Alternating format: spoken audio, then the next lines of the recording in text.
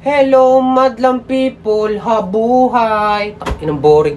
Sir! Ano yun? Tarang mag-cutting. Cutting na naman. Ha?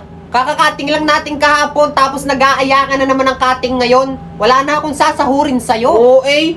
Sir, tarang punta lang tayo sa computer shop. Computer shop?